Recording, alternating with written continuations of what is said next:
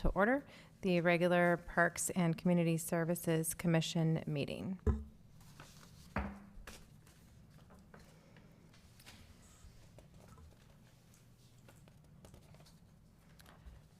Okay.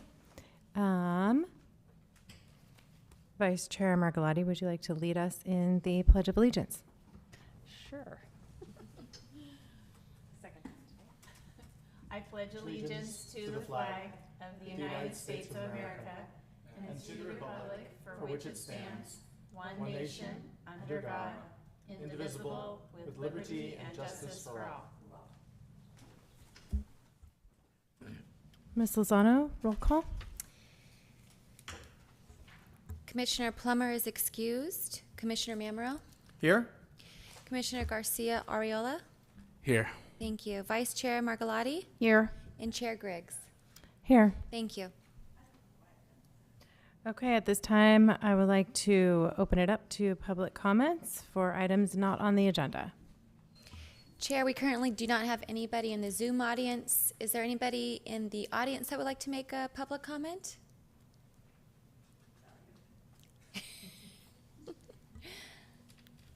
No?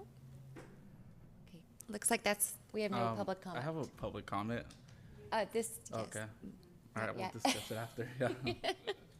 Not yet. This is for the members of the community. Okay, Thank you, Chair. we will close public comment for items not on the agenda. Are there any agenda changes this evening?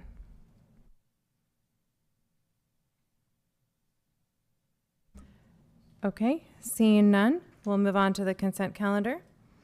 Item number 1 is minutes of the Parks and Community Services Commission meeting of August 10th, 2023. The recommendation is to approve those meeting minutes. Do I have a motion to approve? I make a motion to approve the meeting minutes from August 10th, 2023. I second. I second.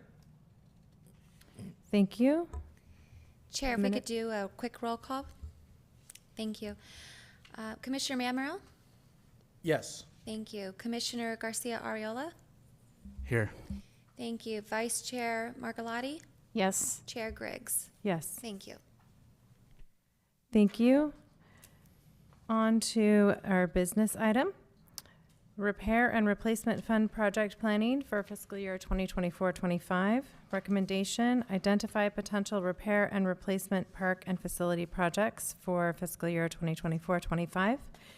And I believe there is an attachment, and I will turn it over to Director Akita. Thank you, Chair. So this evening, as part of the work plan that was approved by City Council, we had identified that we wanted to start looking forward for repair and replacement projects for fiscal year 24-25. The City Council created the Parks and Recreation Repair and Replacement Fund with the intention to repair and replace park and facility amenities and address deferred maintenance issues. The fund has about $2.7 million, whereas $737,000 is already allocated to fiscal year 23-24 for various projects, which include a shade canopy at Northampton Park, a restroom at Northampton Park, Community Park 1 turf improvements, and irrigation controller system upgrades. So this evening, we would like to discuss what future or potential repair and replacement projects we would like to investigate and look into. This is just a conversation. It's just to spark that, that conversation. And then what I will do is I'll go back, or city staff will go back and we'll take a look at the recommendations, and we'll get actual proposals to see what the true cost of that repair and replacement is going to be.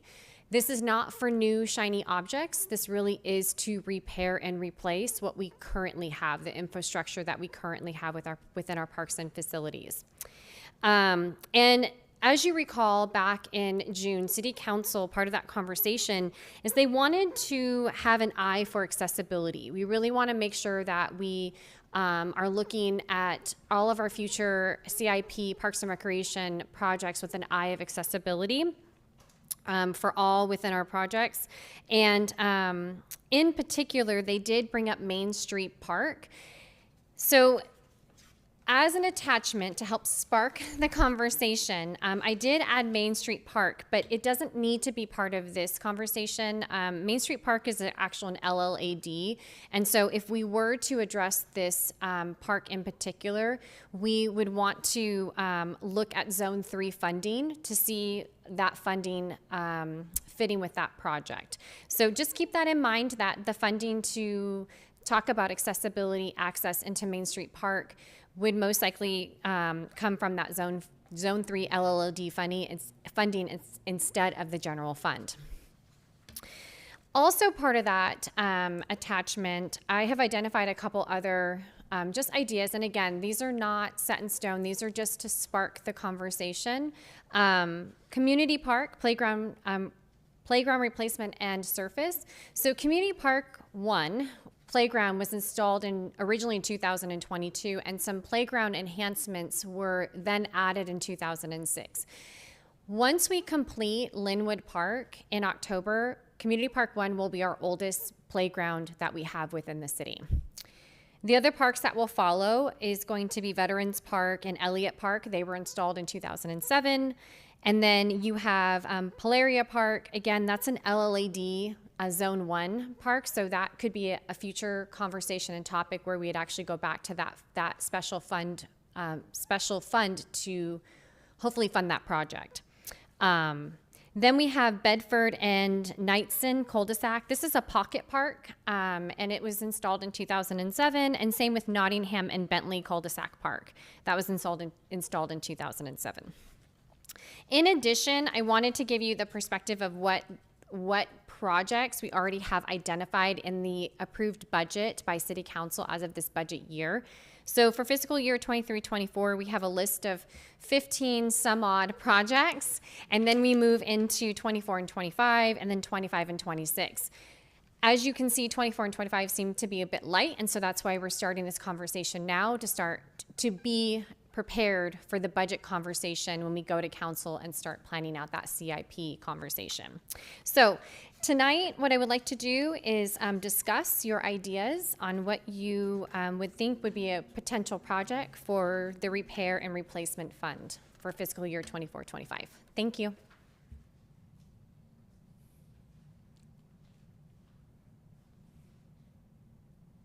Thank you very much. At this time, I'd like to open it up to our commissioners for any questions, comments, feedback, open our discussion.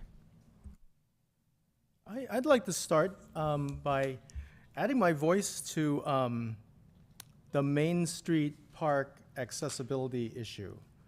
In particular, I know that this is sparked by my experience at Juneteenth.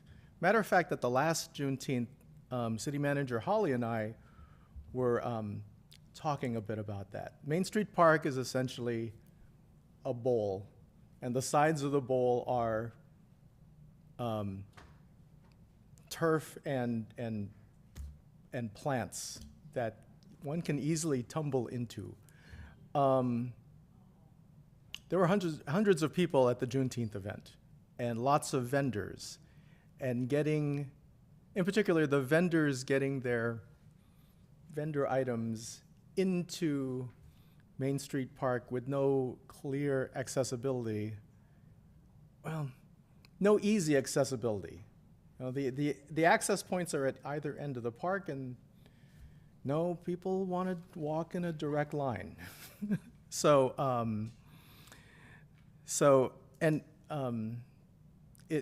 Especially if the accessibility improvements aren't coming from the general fund and from other sources, then I'd just say there's a high need. Juneteenth, our Juneteenth event in American Canyon is arguably like the best Juneteenth event in Napa County. And Brenda Knight just does a fabulous job with it, and I just see it growing in popularity, which will equal a growing need for accessibility in the park. You know, and as as an aside, as a musician, that would also be a nice place for concerts, other events that we're kind of looking at for the Art Foundation, probably Kiwanis. So anyway, all that underscores need for accessibility there.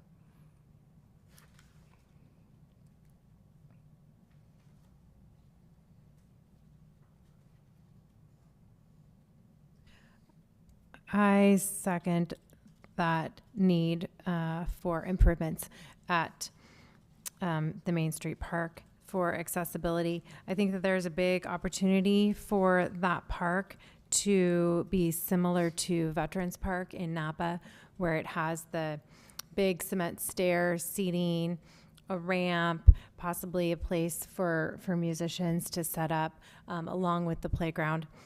I see that as its own project, just because it feels like in order to do it properly, it needs almost a complete overhaul versus just, like you said, this is not necessarily about big, shiny, new total replacement. This is about improvement, and I don't know if it can fit under the smaller budget umbrella of improvement to get to, I think, where we really would like it to be. So I'm wondering if that project can perhaps be its own thing, and not have to wait for that. If there are perhaps some grants through the ADA that might be available, other community partners that might be able to help fund that. If there's some creative ways that we could make that its own project, rather than lumping it in and having it take the entire budget for FY 25-26, say, for example, and also having to wait, because I think I think your vision is great, Commissioner Mamerle. I agree with that. Absolutely. And those are some great points. And I think we're all recognizing that Main Street Park is now becoming more of a community asset, especially with the Juneteenth celebration. And the great thing about Juneteenth, and I shouldn't say the great thing about, yes, I should say the great thing about Juneteenth, but what I meant was the great thing about this project in particular is since it is an LLAD park, it has its own funding for upgrades. So we can go back and we can look at that funding, and so it won't be part of this conversation this evening, but it's important to note it because the council had identified it during our conversation, and it was in the staff report for a reason, for us to be able to talk about it at this level and have the public and engage with this conversation at the commission level. So what we can do is we can table this. It doesn't need to be part of our conversation tonight about the repair and replacement fund. It will most likely have its own separate funding through the LLAD in which it sits. Perfect. That's fantastic news that is going to be attacked from that angle, because I think it is it's very important to get that going. I have just a question about the FY 23-24 list. Are these all slated to happen by the end of FY 2024? Because on the report, it shows, I believe, just 4 items: the irrigation controller upgrade, the Northampton shade canopy, and the Northampton Park restroom, and the Community One Park improvement. So I'm assuming that those are on a timeline to occur. Are the rest of these also on a timeline to occur? Yes. So what you see is planned for fiscal year 23-24, and they have various funding sources. So some of these funding sources are going to come from the general fund, park impact improvement fees, or the repair and replacement project. The projects that are identified in the staff report for the shade canopy at Northampton, the restroom at Northampton, the Community Park One turf improvements, and the irrigation controllers, those are specifically identified out of the repair replacement fund. And so that's why I wanted to call them out in particular. That council has, of that $2.7 million that they've allocated towards this initiative over the next several years, $737,000 is already identified for fiscal year 23-24. The other projects that you see in here, I know I'm Superwoman and I know I can do amazing things, but there most likely will be some pushing of some of these projects. We are really trying to, I work really closely with the Public Works Department, our city engineers, and we are in the process of trying to get multiple quotes for most of these projects. But for instance, to call something out in particular, like the Melvin Park Improvement Project, we don't foresee that actually happening this year, although it was identified. Because the reason why we don't see it physically happening this year is because Napa Cove is not completed yet. They have not vacated their staging area, which potentially would be that new park location. So that most likely, that project in particular will most likely be pushed to 24-25. But that gives us time to actually come up with the design and really figure out and make that a community process at this level and engage the community and input for that. The irrigation controller upgrades, that is with maintenance and utilities, so that's not particular. Yes, it's housed in Parks and Recreation. It's actually being project managed by maintenance and utilities. The aquatics facility improvements, that will be pushed as well. That is a huge initiative and undertaking. I've reached out to somebody, a colleague of mine within the aquatic industry, and I'm actually trying to get design plans of what we're thinking for that project. So that one will be pushed. But the rest of them are pretty attainable. We do foresee a lot of this stuff being completed. If not, then we'll be starting that process and breaking ground in 24-25. Great, thank you.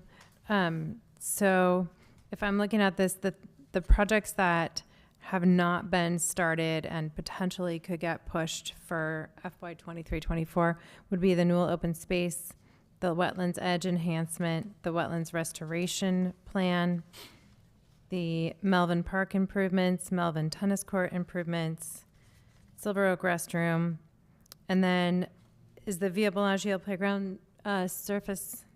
I'll go ahead and go over the ones I'll go ahead and go over the ones that we, so right now we're currently working on the Newell Open Space improvements. That went to OSATs last week with a revised plan, and now what we're trying to figure out is funding. So yes, that one will be pushed. We need to figure out where the funding source is going to be. We have a grant of $85,000, but the project is coming in about $500,000. So we need to figure out where that gap is going to be coming from.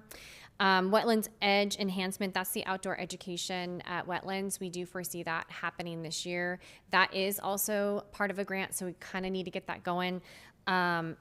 The PR19, PR20, that tells you when those projects were originally identified. So a lot of these are projects that have been rolled over, that have timelines that are actually we need to meet because there's grant funding tied to that. So the Wetlands Restoration plan, we are currently working on that right now. It's a big, huge process. We've done the environmental review, we've done the cultural assessment. They're currently looking at the overflow ponds right now, where the new ecology center is going to be going. So there's a lot of work that's being done right now. Playground replacement project is almost done. Linwood is the last park that's going to start on October 16th. So we're really excited about that. Once that park is completed, we're going to go ahead and do a project completion thing with the council. Skateboard park relocation project, that's actually starting on September 25th at Veterans Park. We'll be talking a little bit more about that this evening. Melvin Park improvements, we've already talked about that. That one will be pushed because of the Napa Cove project and needing to have access to the space to actually build a playground. The irrigation controllers, that's with Public Works. That's going to be throughout the city, so it's not one particular area, it's throughout. Melvin Tennis Courts actually had a contractor come out today. They took a look at the tennis courts, and they're going to be getting me a quote hopefully by next week to do that resurfacing.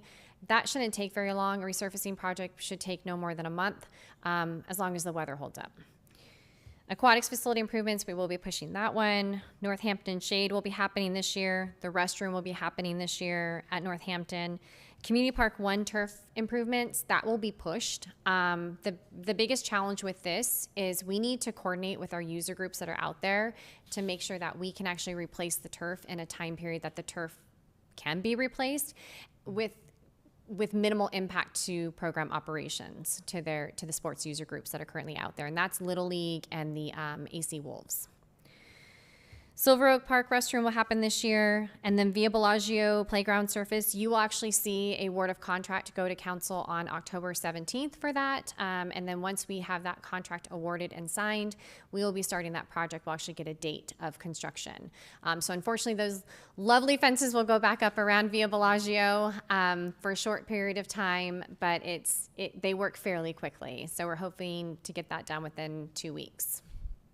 Again, weather permitting. And then the adult activity center floors and closet doors, we actually had somebody come out today and they're going to be getting us a quote, and we plan to have that project completed in December over the holiday break. Thank you. Fabulous. Thank you so much for running down the list. If we know what's happening, then we have a better idea of what else we'd like to add to the list. Any other questions from our commissioners? Yeah, I just wanted to thank everyone. I think Main Street's a good idea, make it ADA compliant. The other thing is when we say repair and replacement, I know that, man, it's been a while, but could we replace like the barbecue pits, the water fountain, maybe add like a dog water fountain out there? Absolutely. Yeah, that's a great use of funds. Because when we talk about like the picnic tables and things like that, we are trying to get more consistent with the type of amenities that we have out there, just having one type so we know what to order. So yes, absolutely. That's the correct mindset.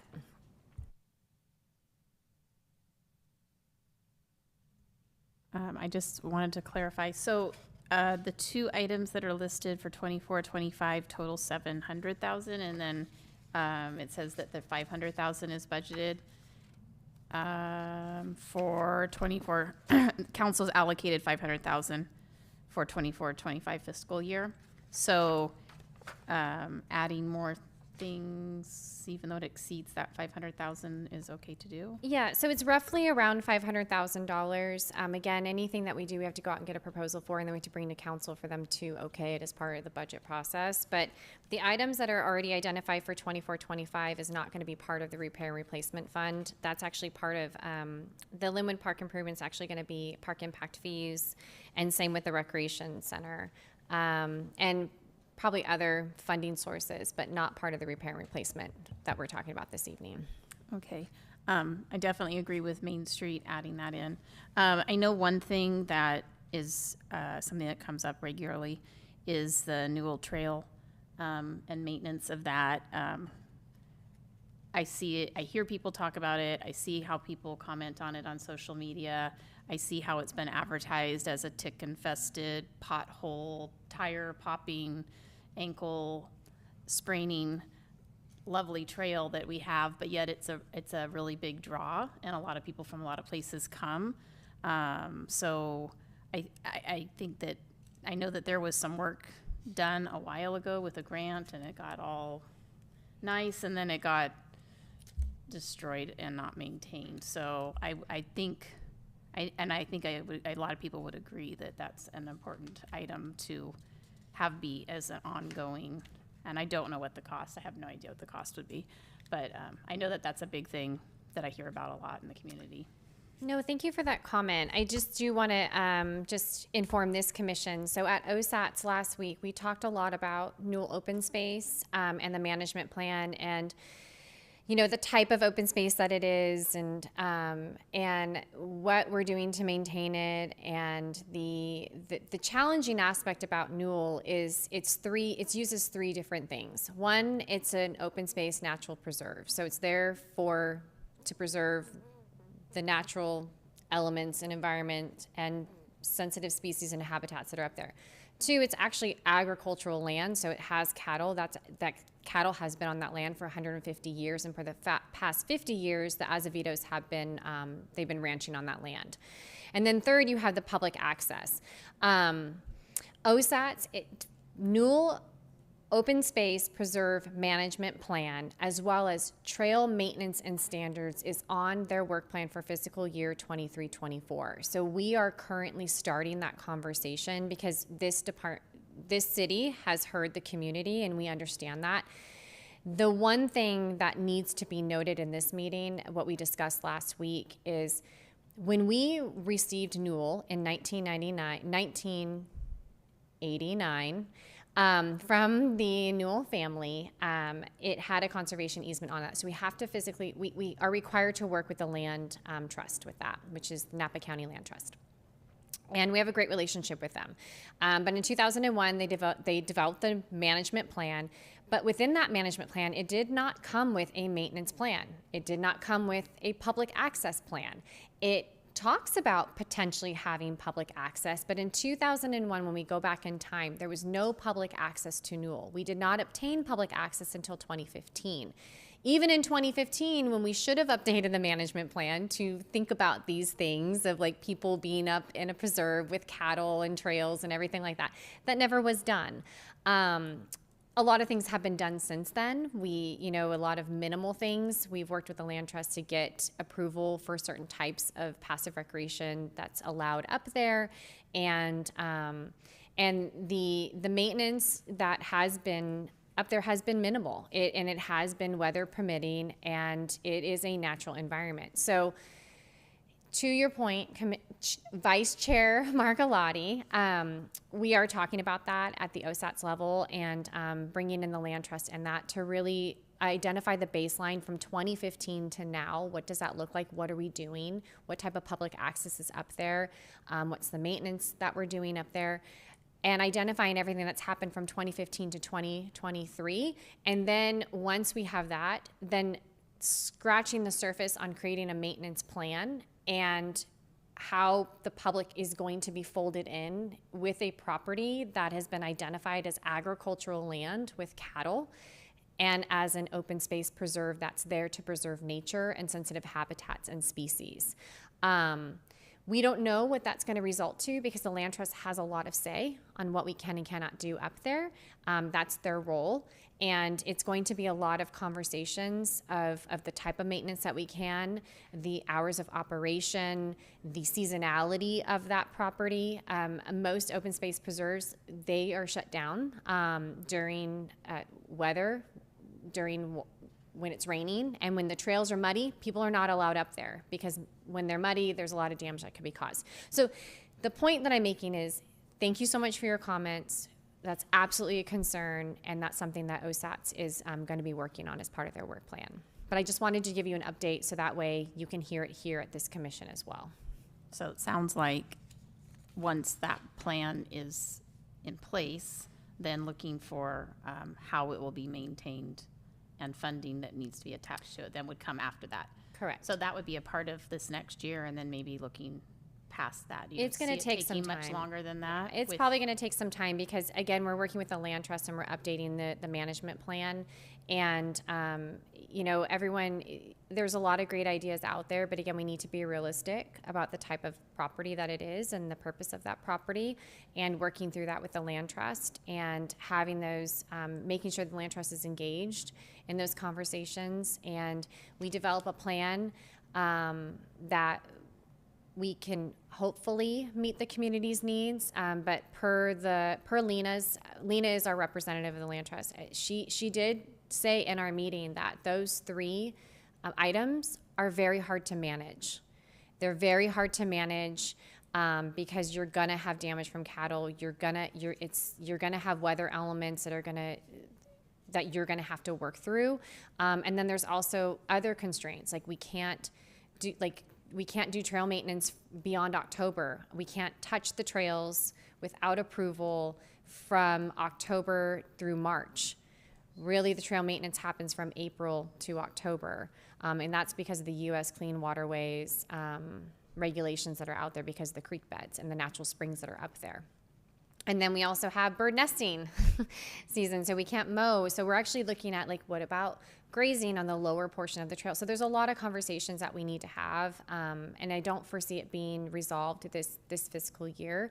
Hopefully by next fiscal year, though. Thank you. I'm glad to hear there's conversations. That's good. My next wonder is the Polaria Park. I think that park's in really good shape, honestly.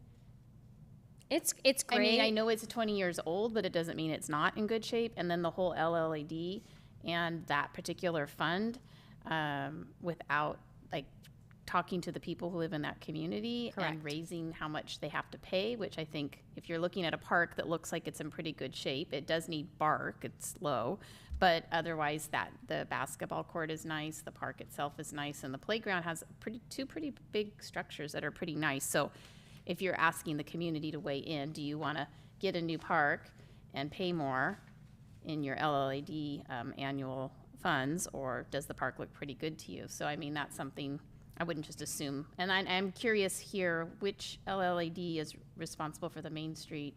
Because I don't see who owns, they're rent, there's apartments. So who is the, It's Zone 3, which is the tax. apartments. Yeah. so the apartments, so the people who rent or the owners of it then take on the cost of that? To be honest, I don't know where the boundaries lie for each zone. So I would have to get back to you on that question. But for the Polaria, you do make a good point. Like anytime we're going to update an LLAD asset, we do need to have the conversations with the individuals who are paying into that assessment and making sure. But then the other side is, we do need to start thinking about repair and replacements. The playground looks great, but everything has a life. And we don't want to get to a point like 5-10 years down the road, we have a playground that's completely dilapidated, falling apart, and we didn't plan or prepare to get that replaced. And so I think I really like this strategic thinking and this forward thinking that the council is really invested in, because this is sparking that conversations of, looking at what we currently have right now and looking at the deferred maintenance of what we need to address. And possibly, to your point, maybe we don't replace this playground this year. Maybe this is a playground replacement for 25, 26, and thinking in that mindset of down the road. I know, yeah, for that. And then I know that there's things around the playground, like the benches are Yes.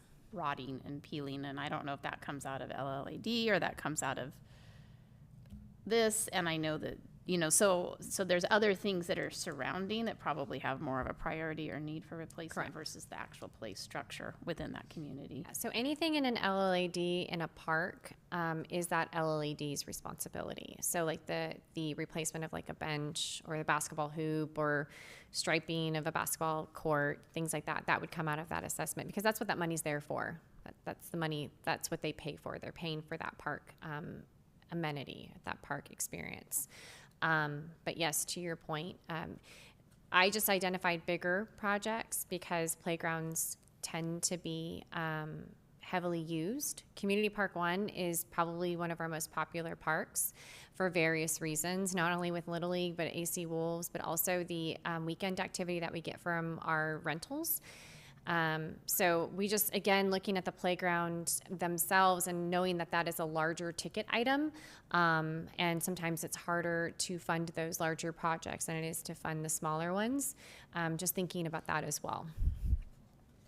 Thank you. And I was going to ask, so when we're talking about ADA compliant for Main Street, is Polaria also ADA compliant, or for the playground as well? Yes, all of our playgrounds are ADA accessible. They have to be.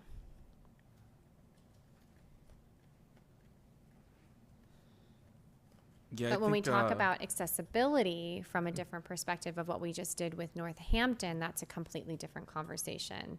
That is about inclusivity and accessibility. It's not necessarily tied to ADA, because all of our playgrounds have to be ADA compliant. All of our facilities, all of our parks, everything. And if it's not, we need to fix it. To your point.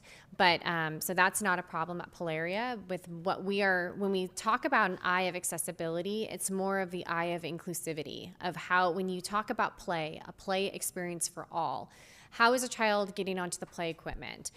Is BARC, although it's considered ADA accessible, is it really accessible to somebody who has who's in a wheelchair, or of a mother who's pushing or a father?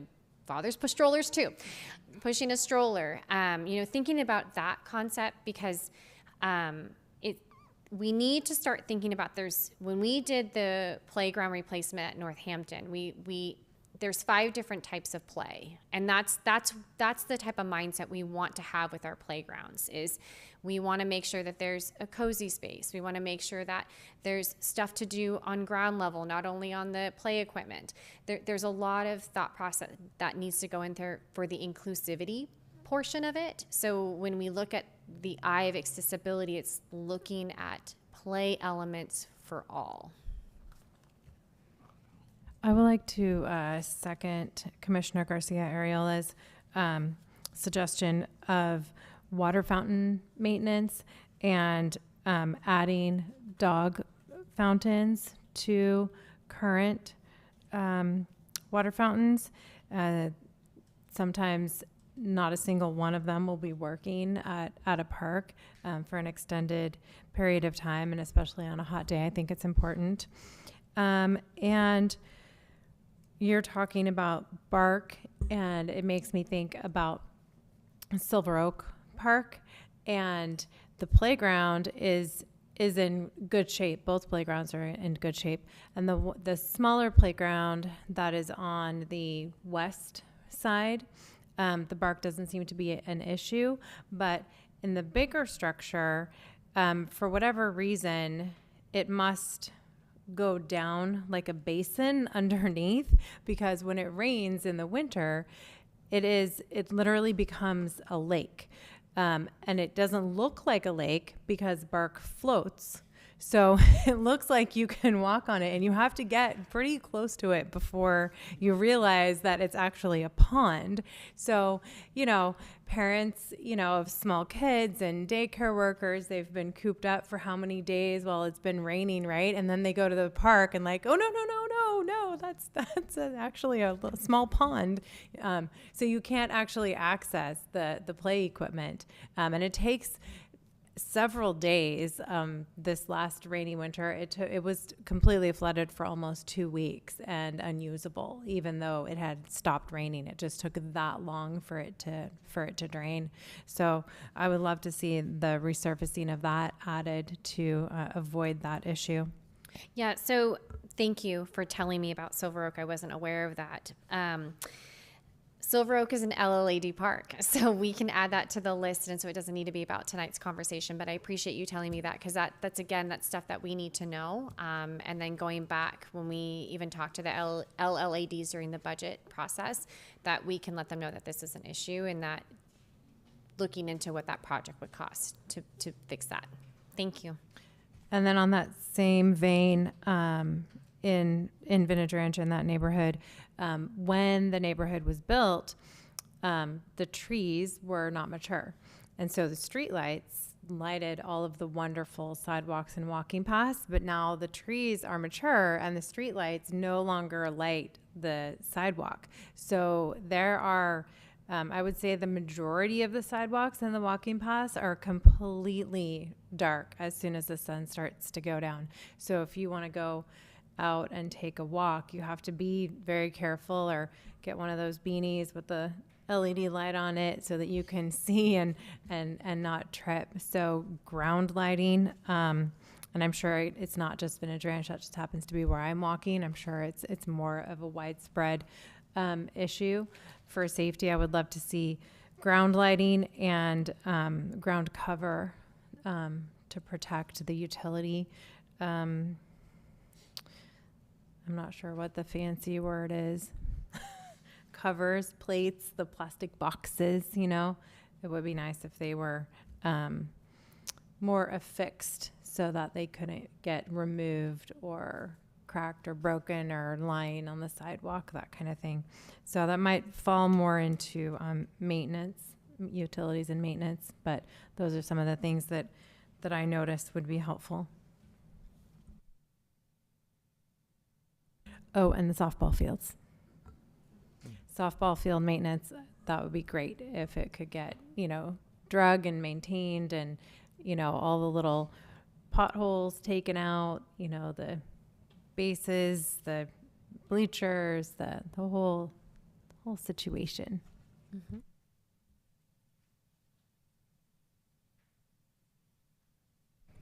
So other than, we talked about Main Street Park and water fountains, is there any other repair and replacement that we wanted to identify?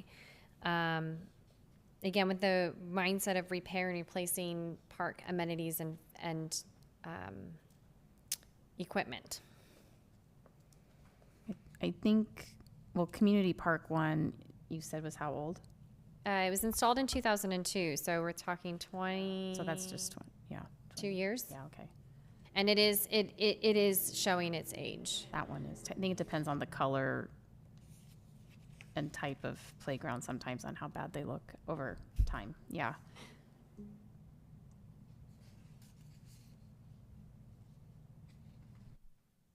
Did you want me to add that to the list to look into? Probably, I mean, I would think to look into that.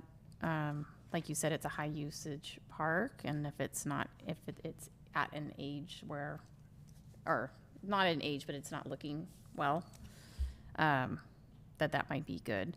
Because Veterans Park is pretty new. Like It's- some of these other ones I think are pretty, I mean, they might be the same age. The thing, Potentially, I know you went through the ages of them. I don't recall exactly, but the challenges with Veterans Park, thank you for bringing up Vets Park. Veterans Park was installed by a company that's overseas, so it's really hard to get replacement equipment. And so throughout the years, when something breaks, we have not been able to reinstall it, or there's been a really long lag time.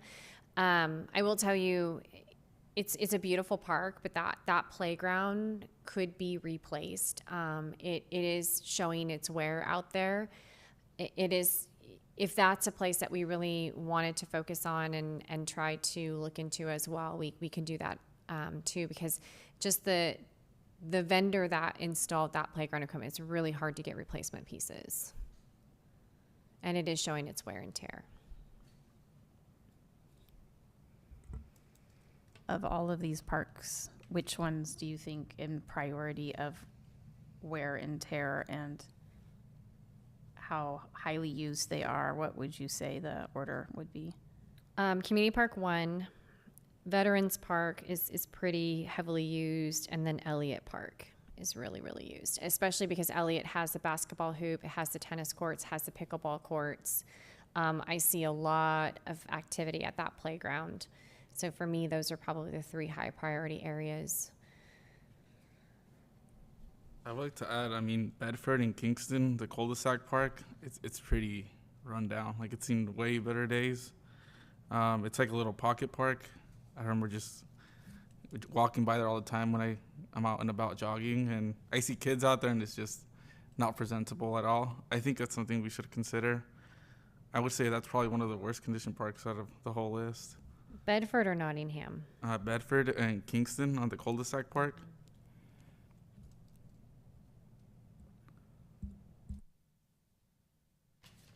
So we're not going to be able to do all of these. So we have to kind of identify where our priorities are going to be, because I can't go out for 15 different quotes because we're not going to be doing 15 different projects. So we really need to identify what we want to focus on.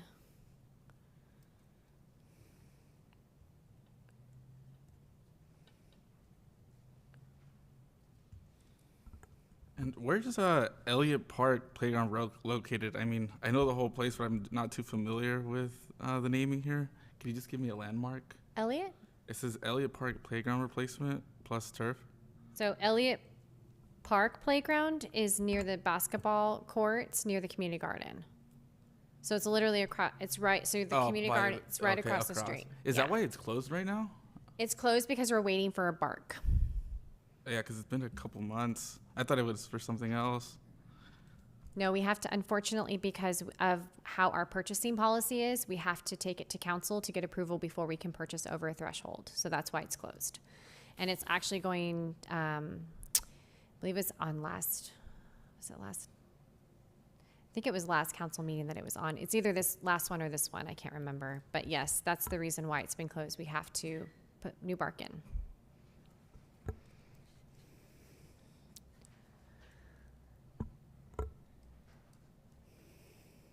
I mean, I guess if I was going to prioritize based on your feedback of the the condition of the parks, and not knowing how many, but if Community Park is in the worst condition of all of the parks, that seems like that would make sense to put it on the list. And if you can't have 3, then Veterans Park to follow. But if you can have 3, have the 3, and then potentially the following year, look at, depending on what else comes up, but then adding the other parks, Bedford and Kensington and Nottingham and Bentley cul-de-sac. And I don't know how I know the community center playground, that's with the school, and I don't know, I know Donaldson Way, I don't even know when that park went in there. It's been there for probably 70 years, but I doubt it. But it's definitely been there longer than I have, and I haven't been there 70 years, but it's been there for a long time. It has, and it passed its inspection before we opened for summer camp. That was just more of a conversation too, and I'm actually I was hesitant about putting that on there because that entire property is going to be a bigger conversation with the community, with the public process, and I am a little hesitant about investing money into an area that we potentially are going to be altering the next 5 to 10 years, especially when our playground equipment lasts up to 20 years. So it was a throw of a dice. I decided on there, and then I started thinking about it, and I'm like, that probably won't be the best use of our funds in this case, and so we can take that off the list.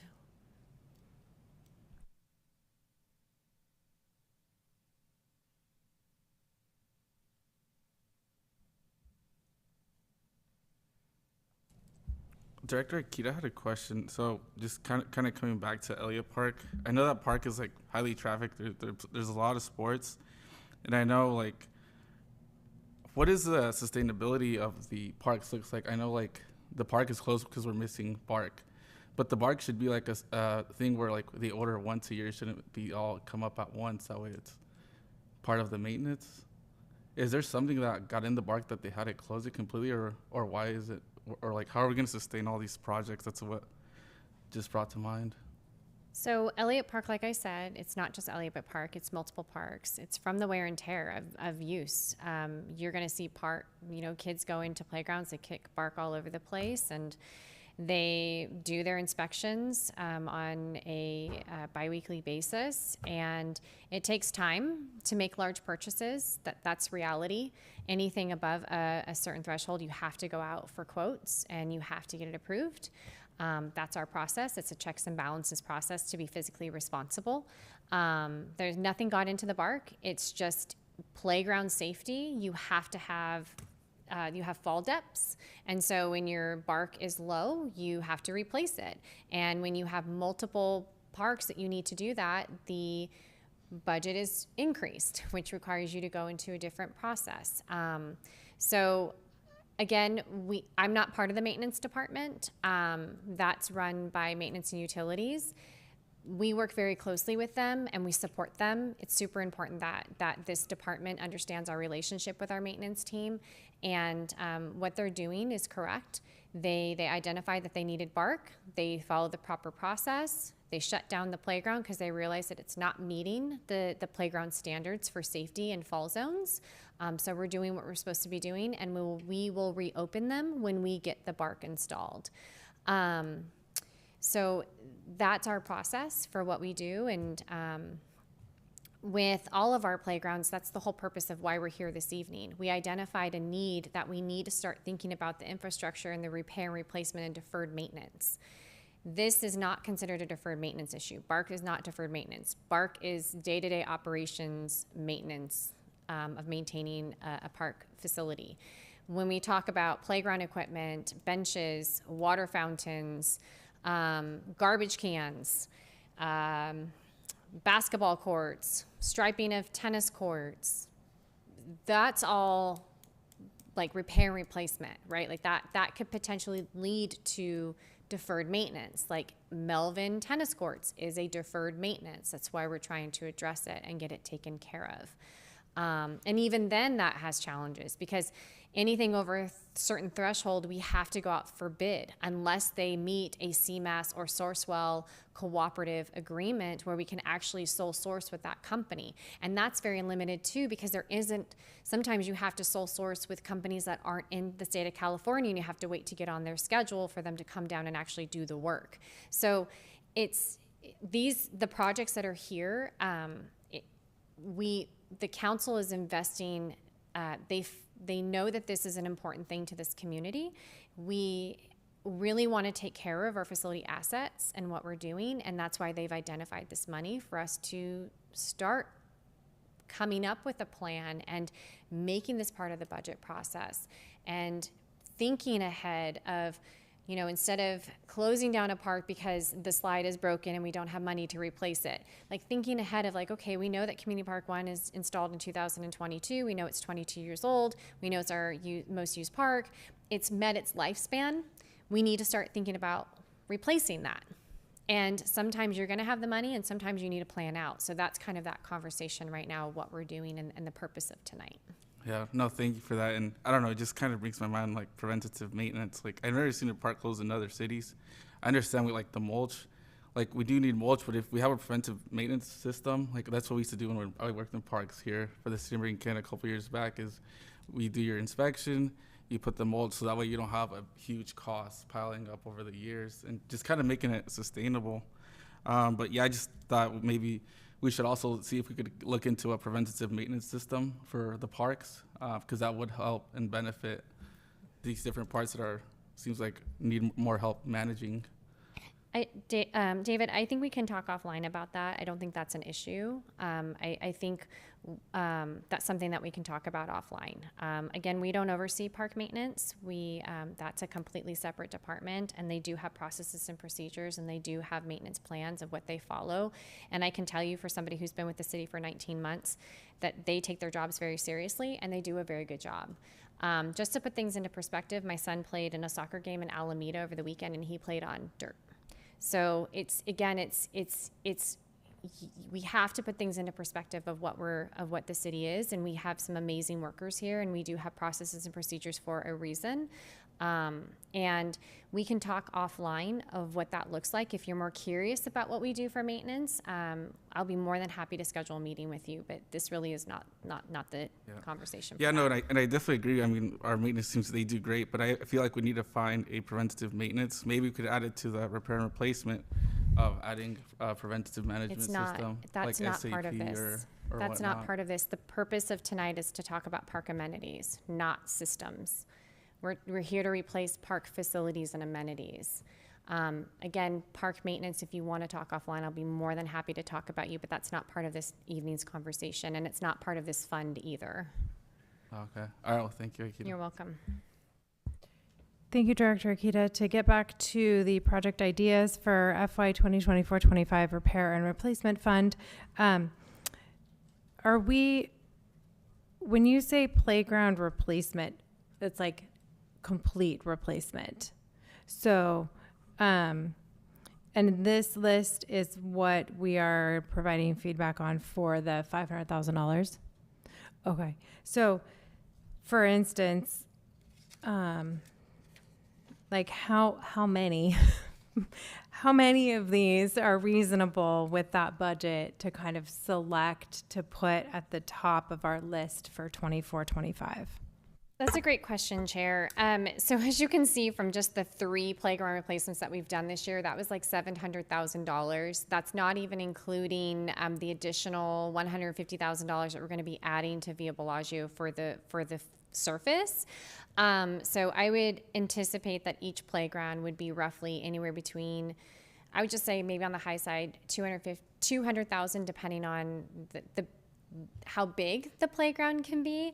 Like Via Bellagio, I love that park. It's probably one of my most favorite parks now because it's a bug park. But that's a really big park, and it was big because of the space. And you don't think those circles are large, but when you start putting equipment in there and you don't want it to look like it's empty, it starts getting expensive. That park, I think, was $168,000 just for the equipment. So I would say I would just estimate $200,000 maybe for Com Park 1. Maybe even maybe a little less for Veterans Park because it's not as big. The smaller pocket parks, you can do, you can actually put something really nice in there. But again, it's small, right? So you're not going to have a lot of room to play with. But if you start looking at the smaller items like fountains and things like that, I don't know what a cost of a fountain is. I know we have some talented staff that right now they can replace it. If they already has the hookups and everything, it's easy just to swap it out. To my understanding, again, I'm not a park maintenance professional, but I think it's fairly easy. It's just purchasing the equipment and having the sweat equity of staff to be able to replace it. Benches are easy too, but those can, depending on what we get, $20,000. I mean, it's hard. It's hard to figure out what we want to do, and having a standardized approach too, I think, is important, and knowing where to go and purchase it. Speaking about benches, is there been talk, or would there be an opportunity to put that out to the community to buy a bench and then have the family name on it? And maybe it could be something that, a family uses a certain park, a lot, took their kids there for 20 years, raised their family here, and they'd love to have a bench with their name on it, partner with individuals, with businesses around town, so that doesn't have to come out of our budget and be instead of replacing a park. Yeah, so right now we work with ACCPF. They have a bench program, and I know it's identified for specific locations like Newell and a couple other. I think we're looking at Shenandoah right now too, and I'm not quite sure all the locations off the top of my head, but we do have a bench program where somebody could come in and dedicate a bench to a family member, or put a bench in for their family, or even their animal, their whatever they want to do. So we do have that program too. So that could we can definitely work with Janelle on that and see what locations that could potentially spread out to. And again, having that consistent approach of what those benches look like. And I know that I know that ACCPF has a particular bench because they work very closely with our maintenance department. ACCPF will actually work with the applicant, and then they will purchase it, and then our team will install it. So there's definitely a lot of collaboration and partnership there with that program. Great. I knew they did that for like memorial benches, but I wasn't sure if you didn't want it to be in memoriam because you're still. You can purchase with a us. bench for yourself if you want. I don't think it has to be memorial. I think it could be. I mean, Kathy might be able to speak a little bit more to it, maybe, or. I mean, I know that the program exists. That's Yeah. about it. I suppose, right, you could buy it for any reason. It doesn't have to be a memorial. It could be, I like to sit here bench. So it sounds like it's possible to do Community Park 1, just getting back to our list here, Main Street Park being its own separate thing. Mm-hmm. It's possible to do Community Park 1, as Commissioner Garcia Arreola was saying, Bedford and Kensington, as it's smaller. Veterans playground replacement, wouldn't it be so pretty to have a new skate park and a new playground, and the apartments and that whole area just redone would be great. And then Elliott Park, since we're redoing the tennis courts again, kind of refreshing that whole area. I'm not sure if you have any sort of an update on the community garden, because it's also in that area, if we're expanding the community garden, if that's happening. But sort of like picking those are very opposite areas of the city, if you will, that then kind of is like we're improving every area of the city just by picking four places. Yeah. Exactly. And the idea is like right now, I'm working with our parks team and I'm going to start keeping a repair and replacement log for us internally. So we can, when we have these conversations, we know when certain equipment was installed and we can sit here and then we can plan out like 20 years from now, we need to start putting X amount of dollars away now so that we can replace for in the future. That is the planning process that we want to do. So that way, if we add more parks or amenities or things like that, like Melvin Park is going to be coming online as a new park, we want to make sure that we can replace that in the future.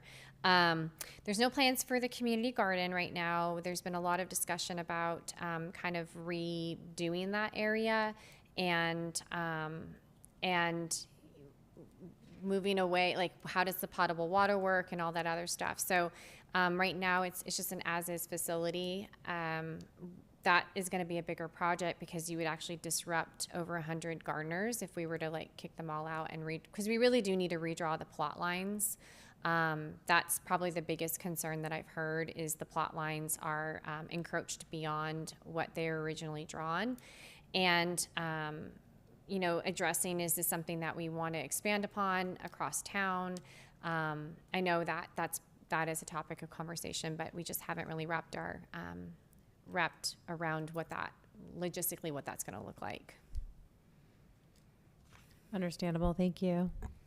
Yeah, I want to add to what Chair Griggs has to say. Maybe like a porta potty would be nice, just to kind of like the basic amenities for the garden. I know we don't have a portable bathroom there, but it would be nice to kind of accommodate that for the gardeners.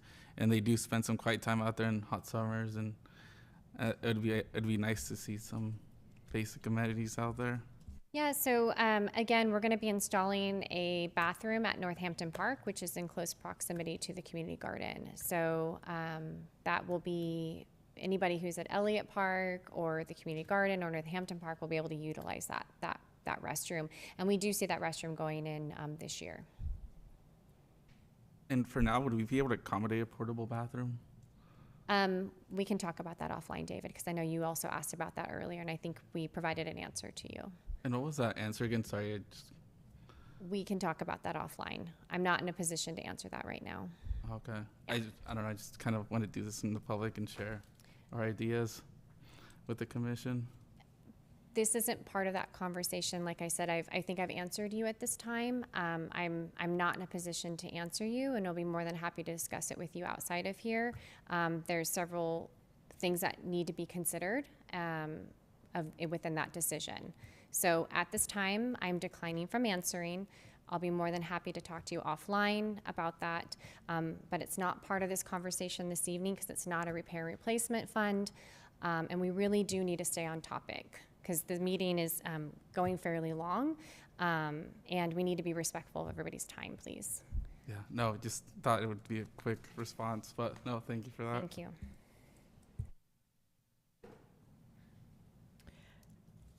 Are there any other commissioner comments or ideas for repair and replacement projects for that $500,000 for FY 24-25?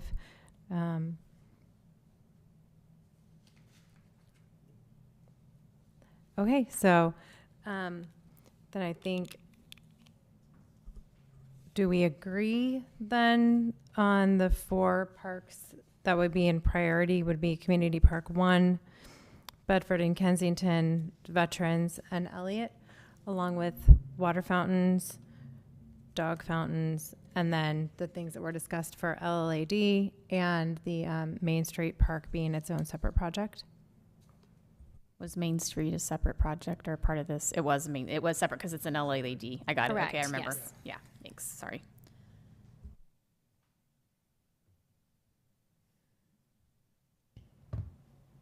Everyone's happy with that?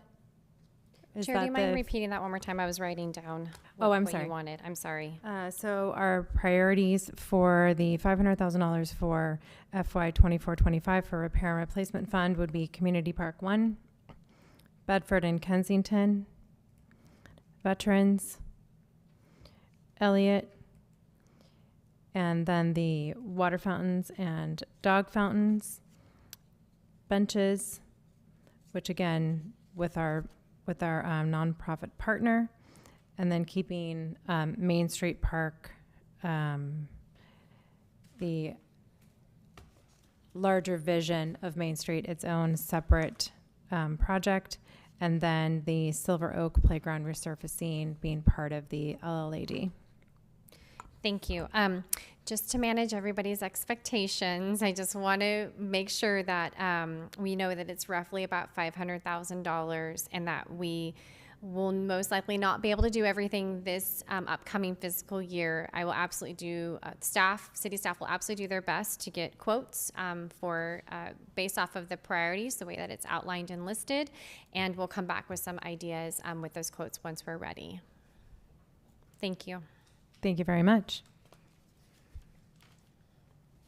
Okay, if there are no other commissioner comments or questions at this time on business item 2, then we will move on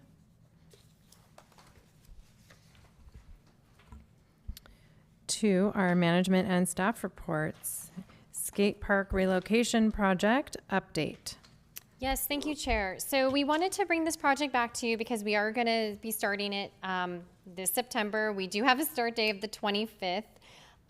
We're pretty confident it's going to start right around there. We had our walkthrough last week with the contractor, and we are going to be getting the site prepped and ready to go for the actual project starting. As you recall, when this project was originally approved by City Council, it was with the relocation of the skateboard park that used to sit behind the Philip West Aquatic Center. That park was the steel equipment on top of a concrete pad, and it got a great life. We had that park for over 20 years. Everybody loved it. And when the property exchange happened, we needed to rethink where that skate park was going to go. So we decided on Veterans Park, and originally it was just going to mirror what was behind the Philip West Aquatic Center.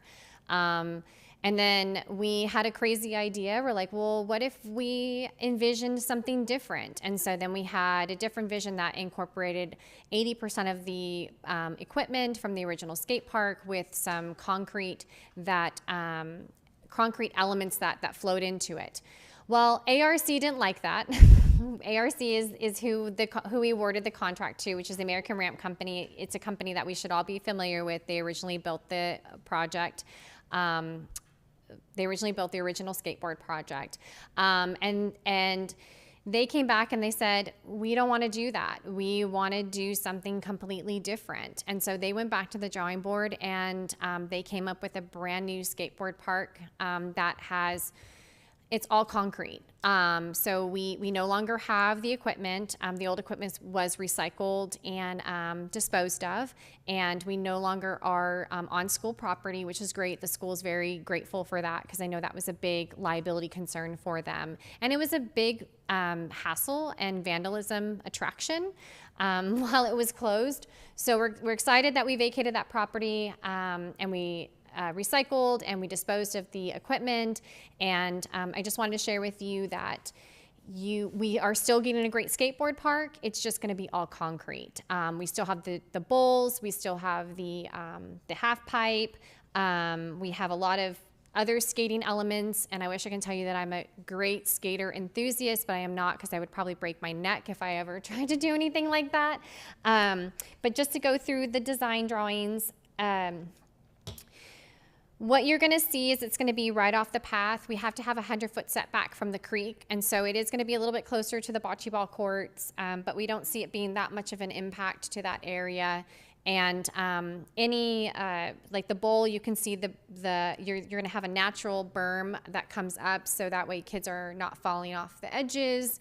And so it's going to be designed well that any place that is elevated will have a rail.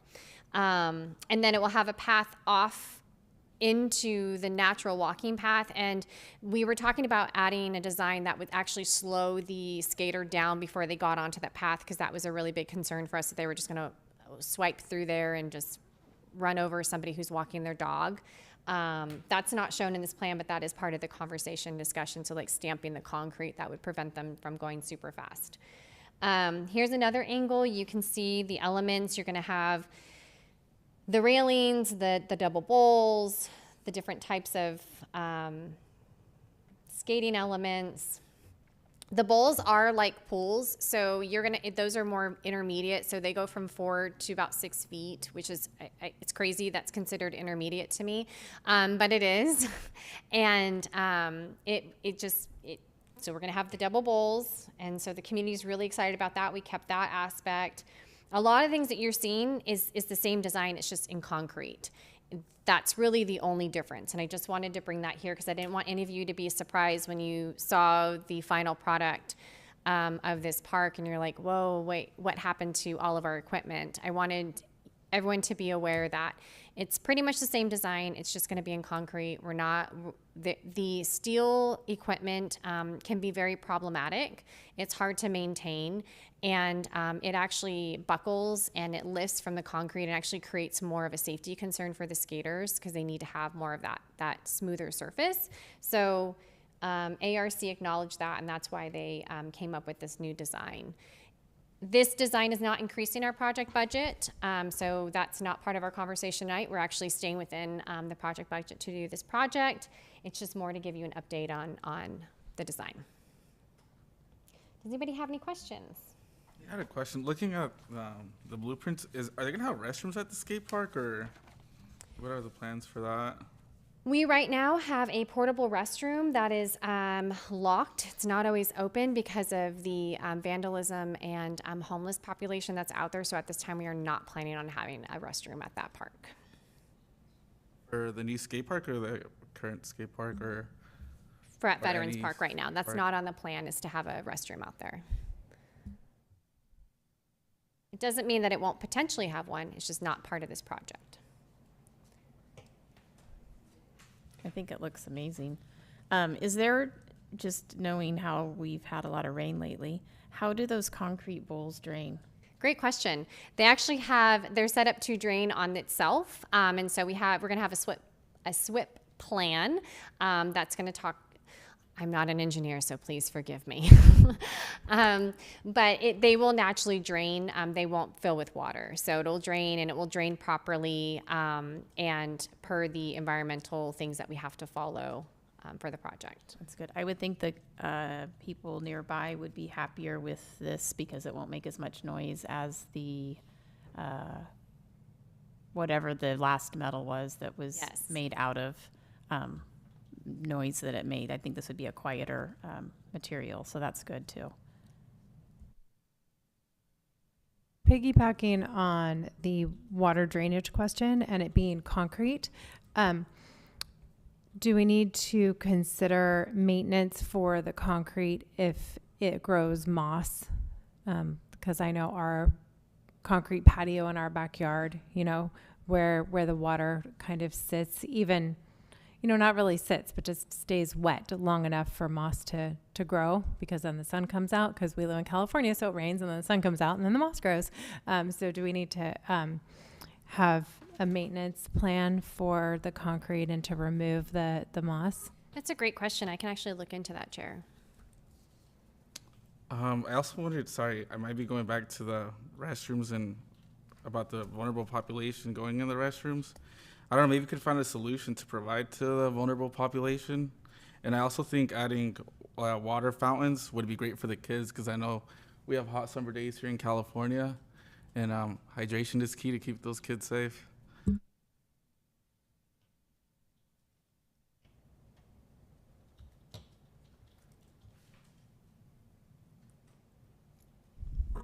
I think it looks really fun, and I'm excited about the design. Is there a water fountain over by the bocce ball courts?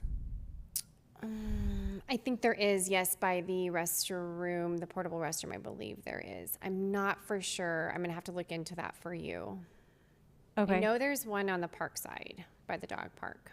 The dog park actually has a dog water station too. So, but I'll have to double check on the bocce ball side. Okay, and then is it going to be gated like the previous one was? And what are the hours of operation going to be? And is there any lighting? Yeah, so great question. It will not be gated. It will not be fenced. One of the main challenges with the skate park, and the reason why it was fenced is because it's close proximity to the school. And we found it to be problematic because it really is a park. It's going to be open like all of our other parks from sunrise to sunset. It will not have lighting because we don't want people out there after dark. So it'll be available from sunrise to sunset, and it won't be locked, so it'll be open to anybody and everybody. And will this skate park also be open to BMX riders or strictly skateboarders? That's a really great question. I mean, if they're able to, I mean, it's designed to skateboard on. I don't know how a BMX rider would use this because I'm not an avid BMX rider, but I can definitely look into that for you. Thank you. Is there a timeline for completion of the project? We are hoping to be done by the end of December. They actually work really quick. The group that's coming, that's going to be doing it, they do this for a living. He was actually, it was a really neat conversation, and he's built a lot of skate parks, and he was really excited to be in American Canyon. He's a California native, and so he was just really excited to be able to do this, and they work really, really quick. And what is the landscape around the skate park going to look like? Is it going to be drought tolerant, or is it just going to be, what is this, like grass? What you see right now is just part of the design. We haven't really, the landscape most likely will stay the landscape that it currently is. But we don't have any intention of putting any turf or anything like that, because that would require, right now we only have potable water, and that's not really the direction of the city that we're trying to get all of our landscaping on recycled water. So I don't foresee the landscape changing around it of what the natural environment is of what it is today.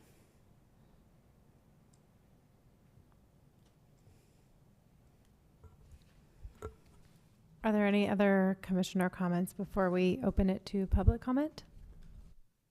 I have a couple more updates, Chair, that I would like to share with you also this evening. Commissioner Manuel, did you have something to say about that? Oh, okay. Sorry, I didn't know if he was going for his mic. Didn't mean to interrupt you, Commissioner Manuel. So just to give you some other updates to keep you, so that part of our work plan, we were talking about the facility and park renaming update, and that was going to be in conjunction with getting the American Canyon history from 1992 on. We have connected with the American Canyon High School, and we've reached out to them to see if they want to earn some volunteer hours to help us with this project. I've actually received some great responses. I'm really excited to be able to work with some of our young adults in this community. We're gonna have our first meeting on September 27th to talk about the project. I have about, I want to say there's like 12 individuals that are interested, and so getting them in the room and really seeing if this is a commitment that they want to do and talk about the project and what that looks like. So just want to give you an update on that. This weekend we have on Saturday the 16th, we have a final sweep event. It's a free tire drop-off and paper shredding event at the Philip West Aquatics parking lot from 9 a.m. to 12 p.m. It's free to the community. And then September 23rd, we have Coastal Cleanup Day. This is a volunteer project throughout the city at 4 different locations. There's still several openings. It's filling up quickly, but we anticipating it being a full volunteer event. And then youth commissioners, we had, again, like our young adults here in American Canyon are wanting to get engaged in local government. And so we have several youth commissioner applications that we're going through right now. And we're going to make the appointments at the upcoming October 3rd city council meeting of who's going to be sitting on the planning commission, this commission, and OSAT. So we will have 3 youth commissioners that are high school seniors from American Canyon. So it's really exciting. I already mentioned that Linwood Playground Replacement Project is going to start on October 16th. That's the last of the playground replacement project. That's very exciting. And then we have Ridge Trail Day coming up on November 5th. This is in partnership with the Bay Ridge Trail and RCD. We're going to be focusing on the upper portion of the trail like we did last year with anticipation of the weather and the cattle and everything going on. And then focusing on invasive species and vegetation management down below in the creek areas with the blackberry removal. Sign up if you would like to volunteer. Thank you. Thank you very much. At this time, do we have any public comment?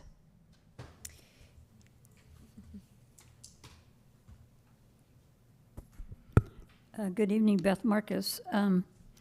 I think it's fantastic, first of all, that we have the youth involved in all of our politics.